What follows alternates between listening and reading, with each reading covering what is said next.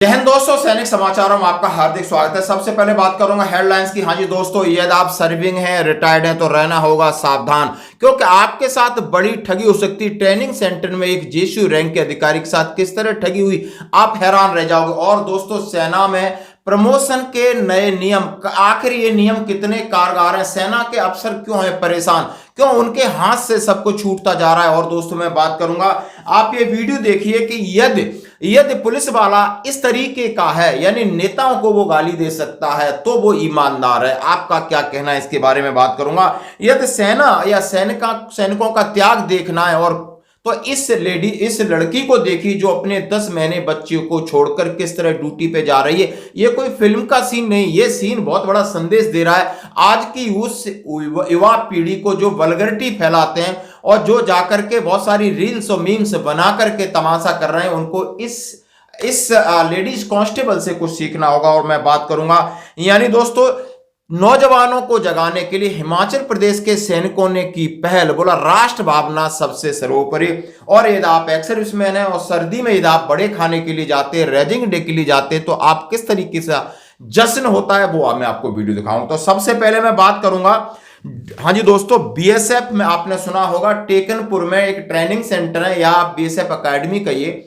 वहां पर एक जेएसयू रैंक यानी इंस्पेक्टर रैंक को आप देख सकते हो 71,02,000 रुपए ठगे। और उसको किस तरीके से बेवकूफ बनाया गया, वो भी फोन के जरिए से।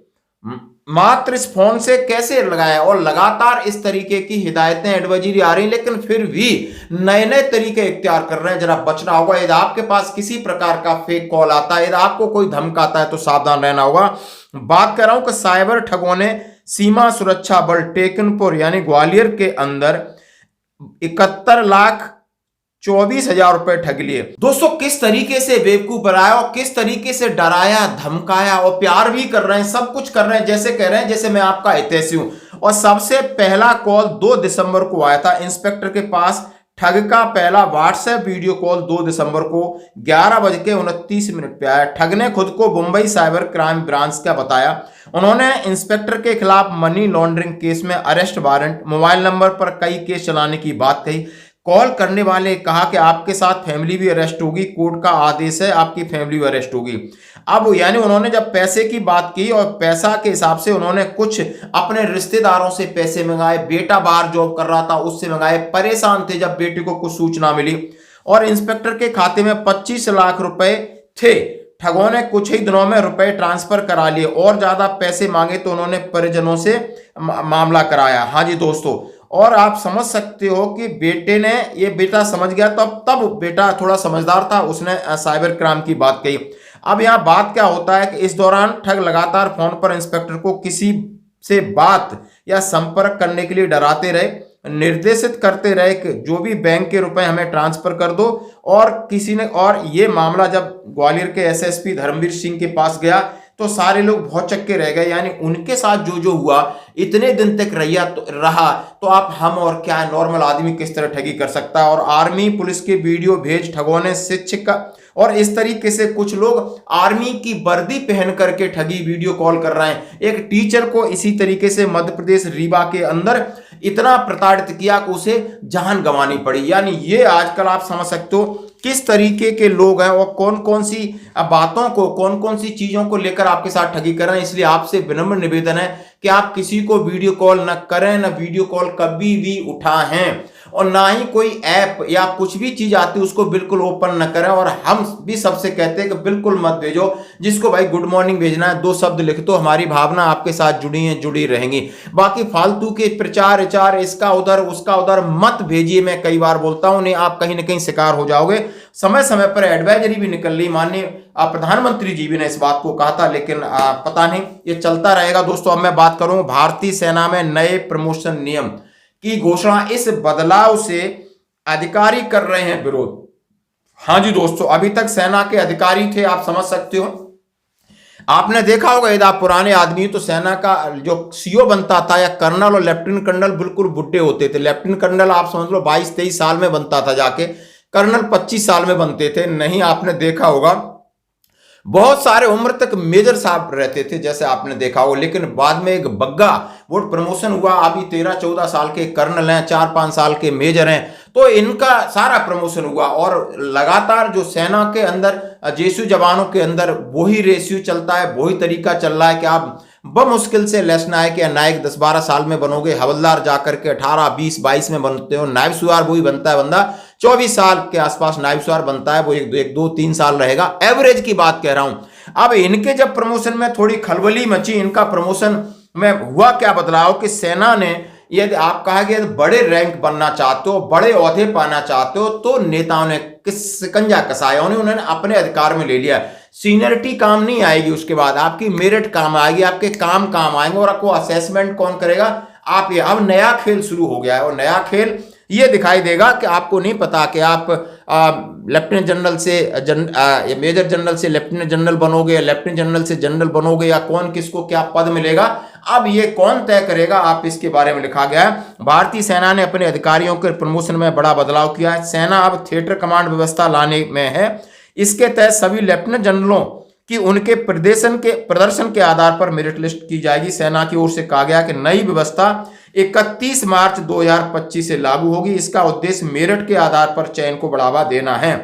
हम ऐसा समय आ गया है कि जब भारत ने चीन, पाकिस्तान, हिंद महासागर क्षेत्र के लिए 3 थिएटर कमांड के ब्लूप्रिंट का अंतिम रूप दे दिया है। इन पदों पर लागू नहीं होगी नई नीति। भारतीय सेना की यह नीति लेफ्टिनेंट जनरल के लिए एनुअल कॉन्फिडेंशियल ACR फॉर्म के तहत लागू होगी। टाइम्स ऑफ इंडिया की रिपोर्ट के मुताबिक यह नीति 6 operational command, standing command, vice chief commander, commander in chief पर लागू नहीं होगी। भारतीय सेना में लगभग 11 लाख जवान हैं। इनमें अधिकारियों की बात करें तो 90 से अधिक लेफ्टिनेंट जनरल आप समझ सकते हो, और 300 मेजर जनरल, 1200 ब्रिगेडियर हैं। यानी सेना ने इस बदलाव का विरोध किया है। रिपोर्ट में एक वरिष्ठ अधिकारी ने कहा है, बहुत कम अधिकारी सेना की कड़ी संरचना में हर स्टेज में मेरिट में आधार पर फिट होते हैं, 3 स्टार जनरल बनते हैं। लेफ्टिनेंट जनरल रैंक के बाद CNC में प्रमोशन वरिष्ठता के आधार पर होती है। इस स्तर की योग्यता को शामिल करने से राजनीतिक या बाहरी हस्तक्षेप के लिए दरवाजा खुल गया है। यानी सेना के अंदर यदि आप बड़े से बड़ा बनना चाहते हो तो आपको राजनीति घुसने का दरवाजा खुल गया है। अब सेना अपने हिसाब से बनाएगी कि भाई कि आपको कमांड किसको देनी, यानी ये खबर है। अब मैं बात करूंगा, अब सबसे पहले आप देखिए ये जो IPS अफसर है नेता को किस तरह फटकार रहा है। बात कर रहे हैं, आप बनाइए ना फैक्ट से, विधायक से बात नहीं करें, जबरन झूठे मुकदमे कायम करा देगा। चिल्लाइए नहीं, मेरे क्यों चिल्लाए? झूठा मुकदमा चिल्लाइए नहीं, आप चिल्ला नहीं सकते। आप आराम से बात करिए, मैं बैठा हूँ, आप बैठिए ना। आप झूठा मुकदमा कायम कराने आगे बताइए कहाँ किसको चोट लगी है। साहब से बात कर लीजिए, आप साहब लाइन पे। झूठा मुकदमा नहीं करेंगे, सामने ना करो, मैं बैठा हूँ। जबरदस्ती बैठोगे थाने पे? बिल्कुल बैठेंगे। झूठा मुकदमा कराओगे आप? मैं नहीं करा रहा हूँ। आप क्यों नहीं कर रहे? आप झूठा मुकदमा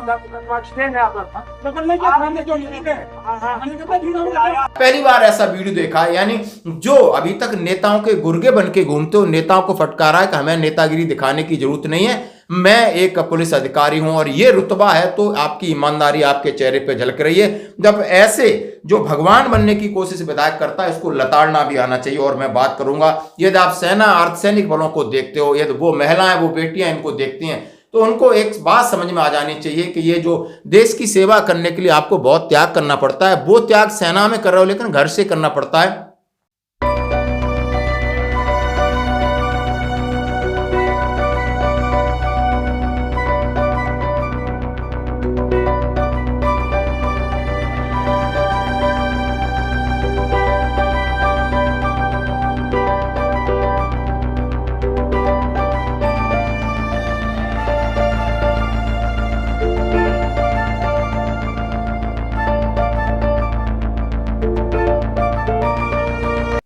माँ बाप का हर कोई त्याग करता है, लेकिन एक माँ को 10 महीने के बच्चे को त्याग करके ड्यूटी पे जाना किसी फिल्म का सीन जैसा लगता है। और ये हृदय विदारक सीन है। हाँ जी दोस्तों, किस तरह रो रही है, अंदर की व्यथा अंदर समेटेगी और उसके बाद जिम्मेदारी शुरू होती है। जब ट्रेन में बैठ के अपनी ड्यूटी पे जाएगी, वहां पर नाइट ड्यूटी, डे ड्यूटी और देश की रक्षा करेगी, दूर दराज इलाके में होगी, तो आप समझ सकते हो कि एक मन देश की रक्षा करना और एक मन बच्चों से बंधा रहता है, और ये है त्याग असली। दोस्तों मैं बात करूंगा, हाँ जी दोस्तों, हिमाचल प्रदेश में माल्याबार गांव में शहीद सुखराम को की शहादत पर, जो 1965 के एक योद्धा हैं, उनको शहादत दी जाती है और वहां पर गांव के समाज लोगों को खड़ा किया जाता है और एक मैसेज दे रहे हैं कैप्टन बालकराम शर्मा जी। यहाँ पर आज यहाँ पर पुष्पांजलि अर्पित करने के लिए यहाँ पर पहुँचे हैं और शहीद का फैमिली भी पूरा परिवार जो है यहाँ पर एक पुष्पांजलि करने एकत्रित करने के लिए पहुँचा है।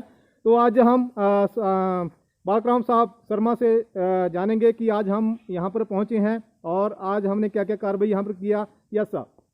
जय हिंद। मैं हिमाचल प्रदेश भूतपूर्व सैनिक कल्याण व विकास समिति का अध्यक्ष और जिला बिलासपुर सैनिक लीग एक्स-सर्विसमैन का अध्यक्ष होने के नाते जो है आज हम यहाँ पे जो है मरयोल के बीच में जो है, जिसको हम दूसरी भाषा में मल्यावर कहते हैं, तो यहाँ के बीच में जो है हमारे शहीद सुखराम जो है 1965 के शहीद हुए हैं, उनकी यादगार के लिए उनके स्टैचू के ऊपर उनकी जो मेमोरियल बनी है उसके ऊपर जो है हम उनको पुष्प अर्पित करने के लिए, रीत लेन करने के लिए एकत्रित हुए हैं। हमारे साथ जो है जिला बिलासपुर की सैनिक लीग और वीर नारी मीरा देवी जिनके पति जो है 1971 के शहीद हुए हैं, और हमारे सैनिक जो है हमीरपुर लोकसभा अध्यक्ष जो है सूबेदार मेजर कुलवंत पटियाल, सूबेदार सागर चंदेल, सूबेदार करतार सिंह, सूबेदार रणजीत सिंह और सूबेदार जगन्नाथ जी और सूबेदार रणजीत सिंह और हमारे कैप्टन सोहनलाल महाराज जी, ये सभी जो है हमारे बहुत सारे सैनिक जो है इलाकावासी जो है इकट्ठे हुए हैं। आज हमारे साथ जो है शहीद सुखराम का परिवार जो है, उनके बेटे एसडीओ बलदेव ठाकुर जी हमारे साथ में, उनकी धर्मपत्नी हैं और शहीद सुखराम की पत्नी जो है बायोवृद्ध है, वो जो है हमारे साथ खड़ी है जो है। तो आज हम जो है शहीद सुखराम को जो है यहाँ पे रीत लेन करके पुष्प अर्पित करके 2 मिनट का शांति मौन रख करके जो है देश के शहीदों को याद किया और भारत माता की नारा के साथ में जो है यहाँ पे लोगों को संदेश देने की कोशिश की है, गांव समाज को जगाने की कोशिश की है। हमारा उद्देश्य सिर्फ समाज को जगाना है, युवाओं को जगाना है, क्योंकि हमारे युवा जो है नशे की तरफ बहुत जा रहे हैं, बर्बाद हो रहे हैं, शिक्षा का महत्व कम होता जा रहा है। तो हम चाहते हैं कि युवा बच्चे जो है ज़्यादा से ज़्यादा शिक्षित हों, अच्छी शिक्षा पाएँ और हमारे जो है इलाके का, बिलासपुर का जो शहीदों की कुर्बानियों का बिलासपुर जो है इतिहास रहा है। हमारे बिलासपुर के जो है वैसे तो मरणोपरांत परमवीर चक्र मिलते हैं, परंतु आज हमारे बिलासपुर का ही जो है बकैंड के इसके कोटधार के जो है कैप्टन संजय कुमार जो है, उनको जो जीवन के ऊपर जो है एक इतिहास के बीच में, कारगिल के बीच में जो है परमवीर चक्र मिला है। तो इसी प्रकार जो है हमारे शहीद सुखराम जी, जिनको जो है 6 सितंबर 1965 को जो है वो शहीद हुए थे, तो उनको जो है वीर चक्र से सम्मानित किया गया जाता। ये बड़े गर्व की बात है और परिवार के लिए बड़े गर्व की बात है। और मैं इलाका वासियों से और युवाओं से कहना चाहता हूँ कि यानी जो है इन चीज़ों से सीख लें और अपने देश के लिए, अपनी देश को बचाने के लिए अपनी कुर्बानी के लिए तैयार रहें और आगे बढ़ें और हिम्मत और हौसला दिखाएं। जिन्होंने जो ऐसी कुर्बानियाँ दी है, ये देश के लिए एक उदाहरण है। तो मैं इन शब्दों के साथ में आप सबका हार्दिक अभिनंदन, धन्यवाद करता हूं कि आप सब लोगों ने कीमती समय निकाल करके यहाँ पे आए हैं, और धन्यवाद। जय हिंद। मैं इन्हीं शब्दों के साथ अपनी वाणी को विराम देता हूँ। धन्यवाद। जय हिंद। कि आज का नौजवान देशभक्ति नहीं, नशा के पीछे भाग रहा है, अय्यासी के पीछे भाग रहा है। हम चाहते हैं कि देश का नौजवान शिक्षा प्राप्त करे, नशे से दूर रहे और राष्ट्रभक्ति, देशभक्ति की भावना के साथ देश की सेवा करे। और इसलिए उन्होंने कहा कि 1965 में शहीद सुखराम की वयोवृद्ध पत्नी धर्मपत्नी भी थी और वहां पर एक संदेश दे रहे हैं। वो संदेश हम आपको सुना रहे हैं। और मैं बात करता हूं 13 गढ़वाल के।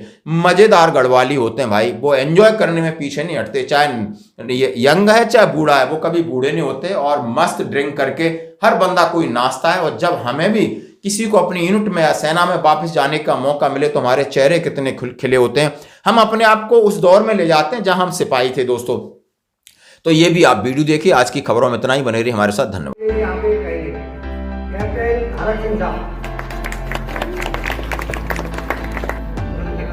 तो साथियों, तूफानी 1 जनवरी 1976 में जोरदार कोरिया कैंप में जनरल एस.के. नंदा साहब की अध्यक्षता में रेज हुई थी और बटालियन को आज कंप्लीट 49 साल हो चुके हैं और अगले साल 2026